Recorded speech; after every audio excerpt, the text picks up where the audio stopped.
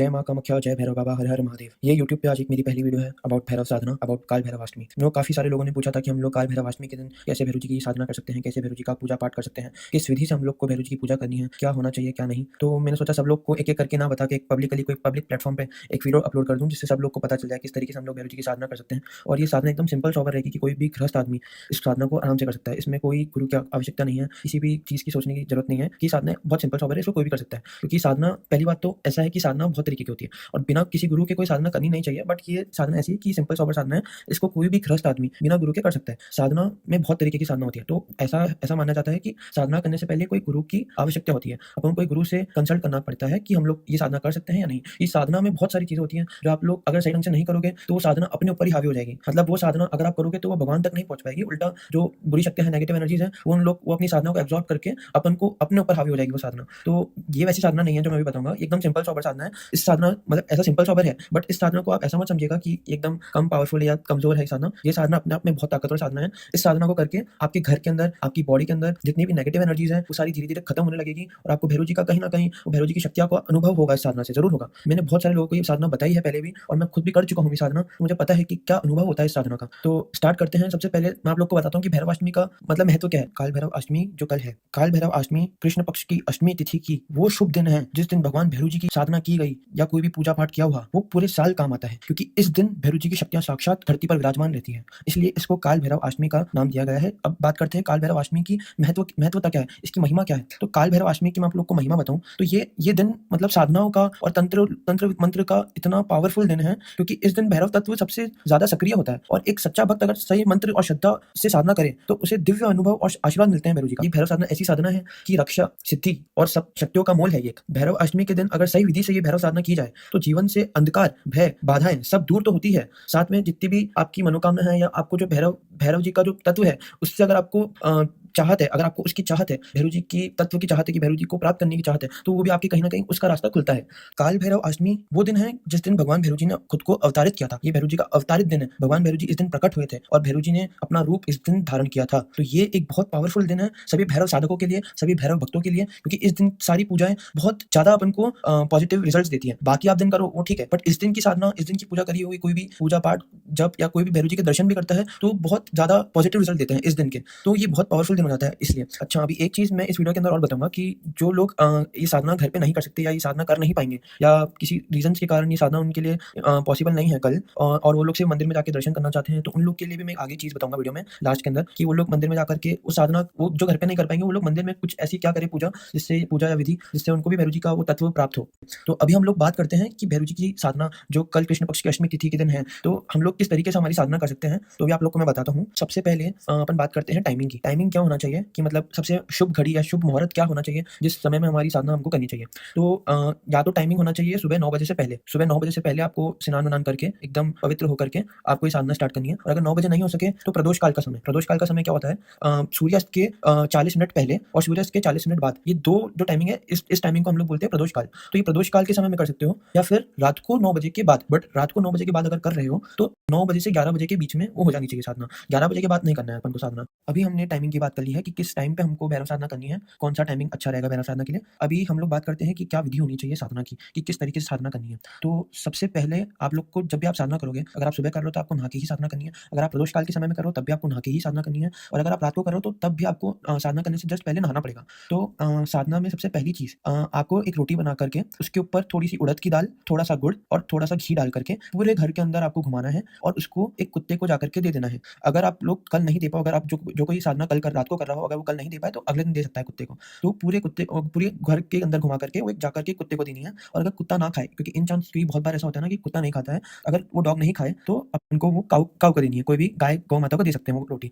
कुत्ते को रोटी इसलिए देनी है पूरे घर में घुमा करके, क्योंकि ये एक तरीके का एक वो फिल्टरेशन है कि आपके घर में जितनी भी नेगेटिव एनर्जीज हैं, जितनी भी दुष्ट शक्तियां हैं, जो नेगेटिव एनर्जीज आपके घर में घूम रही है, आपके शरीर में है, तो आप पूरे घर में घुमाओगे तो वो रोटी के अंदर और जो उड़द की दाल गुड़ वगैरह डाला है आपने उसके अंदर एब्जॉर्ब होकर के अपन अपनी घर से नेगेटिव एनर्जीज भगवान के भैरव जी के जो वाहन है डॉग, हम उसको समर्पित कर देंगे तो वो अपना भैरव जी अपने अंदर ग्रहण कर लेंगे, अपनी नेगेटिव एनर्जीज खत्म कर देंगे। तो ये एक तरीके का सबसे पहले फिल्ट्रेशन हो गया। अभी घर से सारी नेगेटिव एनर्जीज हटाने के बाद आपको बाबा की कोई भी तस्वीर ले लेनी है, या फिर आपके पास कोई प्रतिमा हो या मूर्ति हो, कुछ भी चलेगा। आप लोग को उसके बाद उस प्रतिमा को लेकर के उसका दूध और जल से अभिषेक करना है। एक लोटे के अंदर थोड़ा सा दूध डाल के, थोड़ा सा पानी डाल के उसका अभिषेक कर देना है बाबा की प्रतिमा या कोई भी फोटो फ्रेम या कुछ भी हो।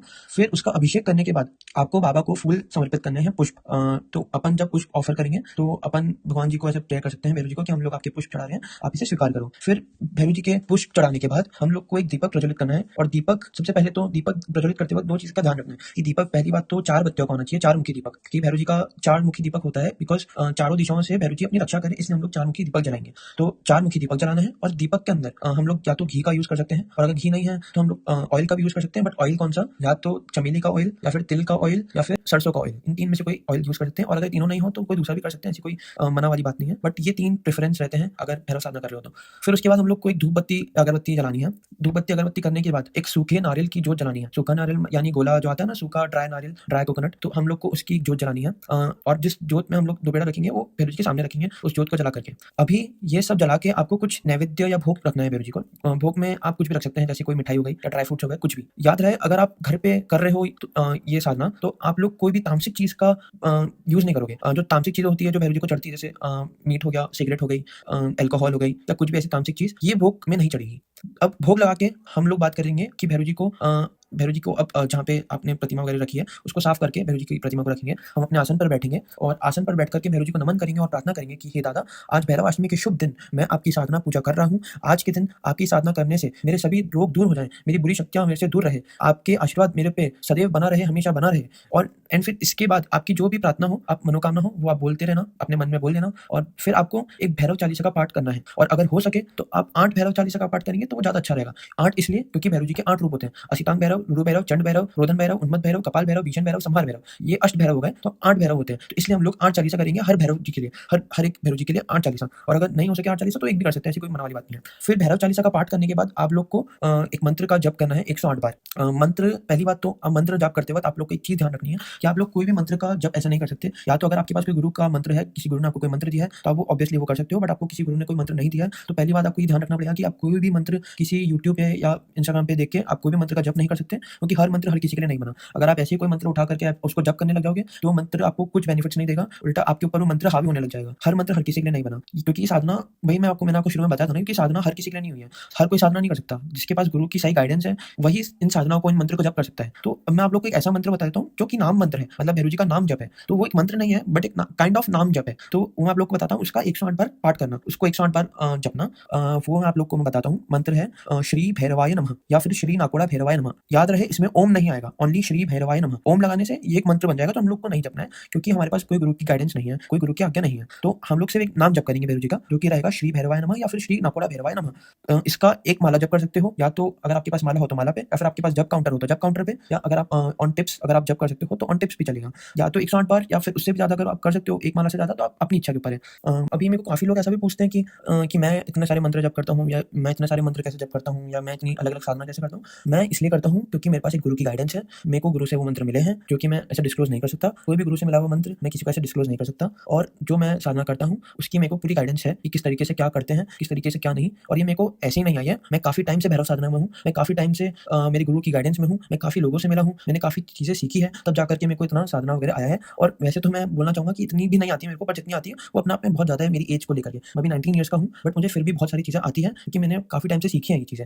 मैं लगभग पिछले 5-6 सालों से भैरव साधना में हूँ और मैंने काफी चीजें सीखी, तब जाकर के मेरे को इतनी सारी चीजें आई है। तो अभी जप करने के बाद अपने जो नारियल की जोत जलाई थी उसको जलते रखना, मतलब वो बुझनी नहीं चाहिए, वो जलते रहनी चाहिए, वो अखंड होनी चाहिए जोत। मतलब जब तक आप साधना करो जब तक वो नारियल की जोत जलती रहनी चाहिए। और फिर जैसे ही आपकी पूरी साधना हो जाए, आपका जप वगैरह हो जाए, आप लोग को भगवान की आरती करनी है। आरती करने के बाद उस आरती भी उस जोत से करनी है जो आपने जोत जलाई है, जिस धूपेड़े के अंदर, जिसके अंदर आपने जोत जलाई है नारियल की, उस नारियल की जोत से आपको आरती करनी है। आरती करने के बाद आप लोग को पूरी जोत आपके घर के अंदर घुमानी है। पूरे घर के अंदर घुमाने के बाद वापस जहाँ पे आपने साधना की थी, जहाँ पे भैरव जी की प्रतिमा है, उधर ला करके रख देनी है और फिर थोड़ा सा हाथ में थोड़ा सा जल लेना है सीधा हाथ के अंदर और थोड़ा सा जल लेकर के 3 बार उस ज्योत के चारों तरफ घुमा करके नीचे जमीन पे गिरा देना है। और इस तरीके से आपकी भैरव साधना पूरी हो गई है। अभी इस तरीके से आप अपनी भैरव जी की साधना करके काल भैरवाष्टमी के दिन सेवा पूजा करके आप भैरव जी का आशीर्वाद पा सकते हो। और ज़रूर आपको ये साधना करने के बाद आपको कहीं न कहीं वो पॉजिटिव एनर्जीज़ फ़ील होगी। कहीं न कहीं आपको वो भैरव जी का तत्व आपको कहीं न कहीं वो फ़ील होगा। आपको कहीं न कहीं ऐसा लगेगा कि हाँ, कुछ न कुछ शक्ति है इस साधना के अंदर, क्योंकि साधना है सिंपल बट बहुत पावरफुल साधना है ये। तो जो बिगिनर्स हैं, जिनके पास कोई गुरु गाइडेंस नहीं है या एकदम सिंपल सोबर वो गृहस्थ आदमी है, तो ये साधना ज़रूर करें। ये साधना बहुत पावरफुल हो जाती है काल भैरव अष्टमी के दिन।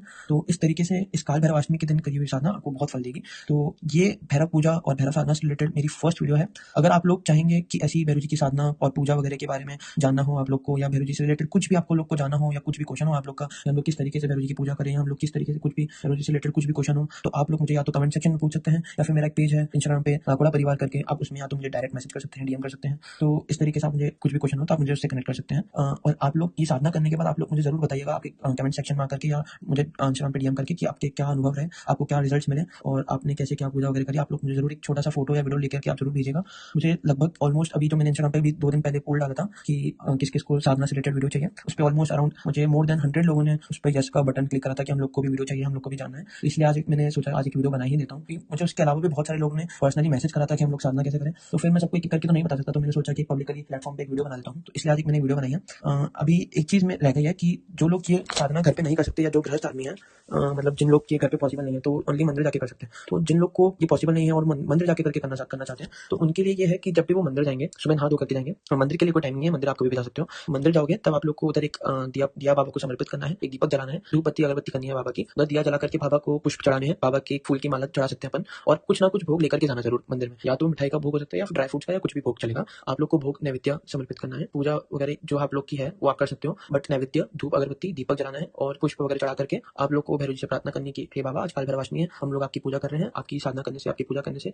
हम लोग को आपकी शक्ति प्राप्त हो, आपका आशीर्वाद प्राप्त हो, और इस काल भैरवाष्टमी के दिन जितनी मेरी नेगेटिव एनर्जीज है सारी दूर हो जाए, और आपकी जो भी मनोकामना है, आपकी जो भी इच्छा हो, आप बाबा को बोल सकते हो। तो इस तरीके से आप अपनी मंदिर के अंदर जाकर के, जो मतलब घर पे नहीं कर सकते, ओनली मंदिर में जाकर के करना चाहते हैं, तो ये मंदिर में जाकर के हो गए उन लोग के लिए कि मंदिर में जाकर के आप ऐसा कर सकते हो। तो बस इतना ही था आज काल भैरवाष्टमी की साधना के लिए। और तो चलिए हम लोग इस वीडियो को एंड करते हैं। एंड प्लीज मेक श्योर आपने लाइक सब्सक्राइब एंड शेयर किया है इस वीडियो को। एंड और भी लोग जो भैरव जी के भक्त हैं वो इस साधना को करके अपने जीवन बदल सकते हैं, अपने भैरव जी का आशीर्वाद पा सकते हैं। और जिन भी लोग को आप भैरव भक्तों को जानते हैं या जो साधना करना चाहते हैं, आप उन लोग को ये वीडियो जरूर शेयर करिएगा। ये बहुत पावरफुल साधना है सिंपल बट बहुत पावरफुल है। अभी मैं वापस बोल रहा हूँ आप लोग को। तो जय भैरव बाबा, जय मां कामाख्या, हर हर महादेव।